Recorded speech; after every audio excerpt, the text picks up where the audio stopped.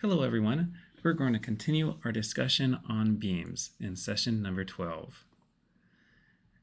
Today, I hope that by the end of our session, we'll have an augmented understanding for how to draw shear and bending moment diagrams across beams that are transversely loaded. And we'll be looking at two approaches.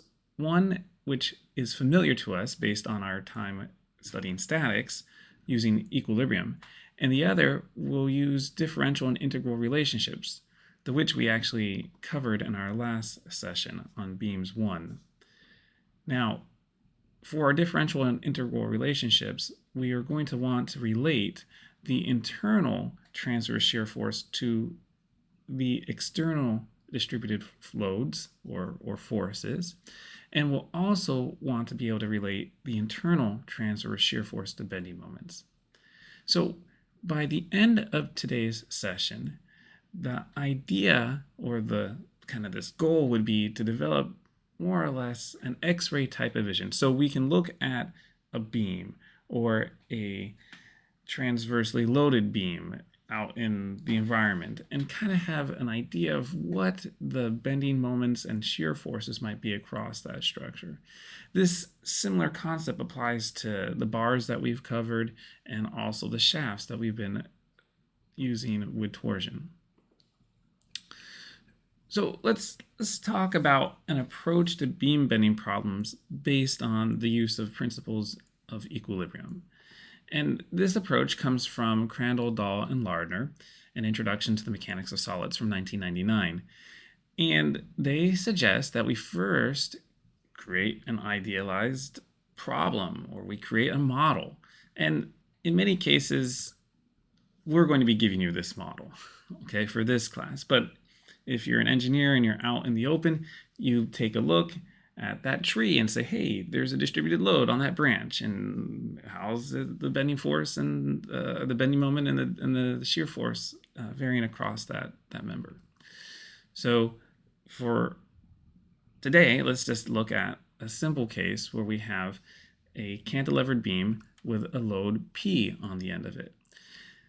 Now, we've idealized our model pretty simply here, describing the geometry. We're going to describe some coordinate systems, and then we even kind of leak into the next step that they suggest, which is performing external equilibrium.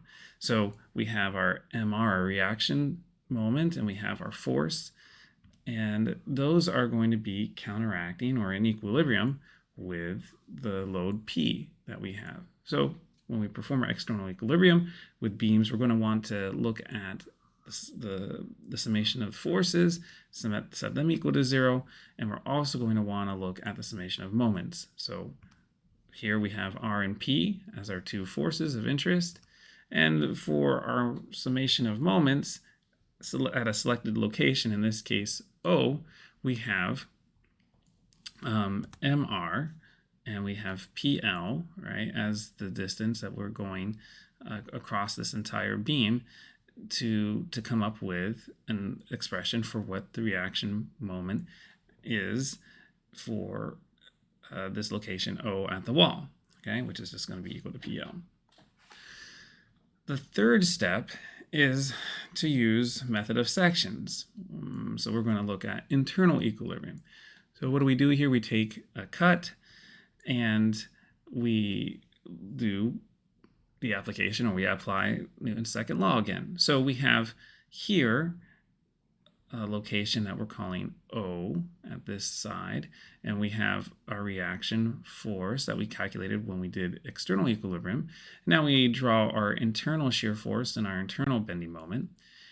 In this case, the internal shear force is going down when we expose the right side. It's opposite if we expose the left side. And this convention follows from Hibbler, actually. CDL uses the opposite, but they do agree on using the bending moment in this case. So for our class, we're going to use this convention where V is going down when the right side is exposed. We have R minus V is equal to 0, and we have V equals R. And when we look at making sure that we have equilibrium of the moments, we can say, oh, well, the M and MR are acting in the same direction, so M plus MR is equal to 0, so that means that M is going to be equal to minus PL. Okay, so pretty straightforward technique. Create a model, use external equilibrium, then use method of sections and perform the algebra associated with satisfying the conditions for internal equilibrium. Let's look at another example, slightly more complicated. Here we have a cantilevered beam with distributed loading. So the model is given to us. This is the creation portion of our 3 steps outlined by CDL. And we see that we have a distributed force, W naught. It will have units of force per length, or in metric units, maybe force per meter. And the beam has length L. Second step, let's perform external equilibrium. So we go ahead, draw our beam, complete the complete beam for external equilibrium, and we have our reaction force and we have our reaction moment. We simplify the distributed force in terms of both its magnitude and its location. Its magnitude is going to be W naught L, meaning that this W naught times the entire length is going to give us the summation of what that effective force is. You could also look at this as the integral of W naught dx going from 0 to L. And its location is going to be halfway. All right, that's where this is being applied. So if we look at the equilibrium for the forces, we can write the following. And we have now that our reaction force at the left side is just equal to W naught L. If we look at equilibrium for the moments, we have that MR minus the force acting at a distance L over 2 is going to be equal to 0. So that MR equals W naught L squared over 2. The third step is to perform internal equilibrium. So we have the opportunity to make a beam with a section exposed, and we're going to say that V is going down here, which is part of our convention. We have an internal moment, M, and there are the same applied reaction moment from the wall and reaction force from the wall. When we sum the forces in the vertical direction, we keep in mind that we have the reaction force from the wall, we have our internal force V, and we have this distributed load.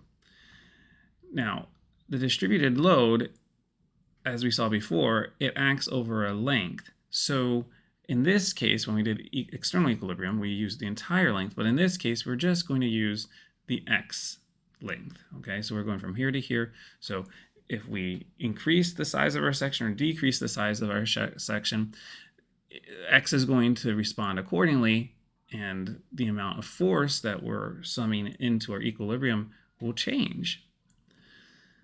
We can write our expression for internal shear force as follows, performing the appropriate algebra. And then we move on to looking at equilibrium of the moments. So in this case, we have the summation of the moments at a particular location, O, is equal to 0. And I might have been a little bit more careful here when we were looking at the summation of the moments when we did external equilibrium. Like, I could have picked this point, I could have picked this point, I could have really picked any point along here to do this operation. But typically we're going to pick, something at the left or the right. So now we have that the applied moment, okay, from the distributed force is acting at a distance x over 2 from a particular location, O. Okay, and we've discussed already how W naught x is the magnitude of the force associated with that distributed force. We have our internal shear force, we have our internal moment. So let's perform some algebra and let's keep track of the appropriate moments that are involved in this problem. So we have MR, which is from the wall. We have Rx, which is actually also from the wall, right? That's the force at a distance x. We have our distributed force with magnitude W naught x acting at distance x over 2. And then we have our internal moment m. So when we go ahead and we perform the algebra to solve for the internal moment m, we get the following. Do a little bit of substitution. We need what's r, what's mr, put those in, and then a little bit of rearrangement gets us this quadratic equation. Now, we could stop here.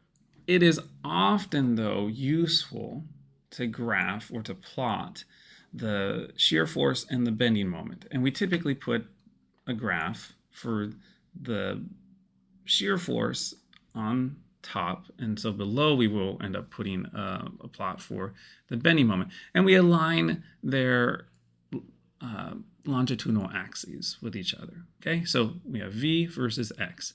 And we go to this equation and we say, okay, let's plug in x equals L, because that will give us something that we can plot, and L minus L is equal to 0. So we'll go ahead and put a point right there. Another common value to test is to put in x equals 0. So that would be around here. So if x equals 0, then we'll have W naught L, and so that will be up here. This is a linear equation for a line that's repetitive. And so what do we see? That we can draw a line with slope minus W naught right here, okay? Minus, so that's W naught x, or minus W naught x. Okay, so now we go about looking at the equation for the bending moment, which is a little bit more complicated. And yes, sometimes there's a little bit of trial error. Is my expression going to be representing more positive values, more negative values? And so here you can see that I have this inkling that it's going to be more on the negative side of things. And we plug in a test value at x equals 0. And what do we get? Well, we're going to get that these two knock each other, or these are just 0. They don't really knock each other out. They're just 0. And so we have minus W naught L squared over 2. That's this value. That's this point. We plug in x equals L. All right. And then we get that we're going to have an L squared over 2 with these two. And then L squared over 2 minus L squared over 2, that's 0, so we end up here. This is a second order equation, okay? So it has a form of a parabola, and so we can draw the appropriate curve as you see here. Okay, so a nice example of being able to apply CDL's method of creating a model using external equilibrium and then using internal equilibrium. Now, let's go on to the question that we have to answer. Let's look at another beam. This time it's simply supported. Okay, pin on one side, roller on the other side. And the problem that we're creating is saying that now the distributed force with magnitude W naught is only going halfway across the beam. So L to distance L over 2. So as you're working this problem, which I do suspect will take minutes of your time, here are things to keep in mind. The external and internal equilibrium equations, or Newton's second law, okay, should involve both forces and moments. And you're like, oh yeah, duh, I know that. What's kind of neat in our trajectory for this course is that we first did axial loading, where we're concerned with forces. And then we did torsional loading, where we're concerned with moments. And when we do beams, we're concerned with both. So let's make sure that when we do external equilibrium and we do internal equilibrium, that we're keeping track of both moments and forces. Another thing to keep in mind is that we might want to perform our method of sections, so step 3 according to CDL, from both the left side and the right side. Okay. And then the next thing is that it's going to probably be useful to graph the shear force, and the bending moments to make sure that things line up. When I say things line up, it doesn't always mean that the functions are continuous. Later in our session, we'll discuss some conditions where you have discontinuities with applied forces and applied moments. But here, hint, these plots for force and for shear force and bending moment, they're going to be continuous. That doesn't mean that their first derivatives are continuous. Just it means that everything is going to connect. So at that middle, so let's say we go from the left and we go from the right, at the middle, those values should line up. And to answer the question about what is the maximum bending moment along the beam, we might want to take the derivative of the moment and set it equal to 0, okay, to be able to find a local maximum. And in this case, that ends up being the maximum for this system. So as you're getting started, one other thing here as a hint is be careful about how we set up the equilibrium and use of the distributed force. I made a mistake when I did this myself the first time. I was like, oh yeah, this distributed force is just going to have an effective magnitude of W naught L. No, make sure that we're dividing by 2. Okay, so take some time. This is a somewhat involved problem, and go ahead and see how you do. Please feel free to use other sources on the internet if you get stuck. I just suggest that at some point, especially before the next exam, but hopefully right now, you'll take the time to work through the problem and understand the math and the physics that are involved.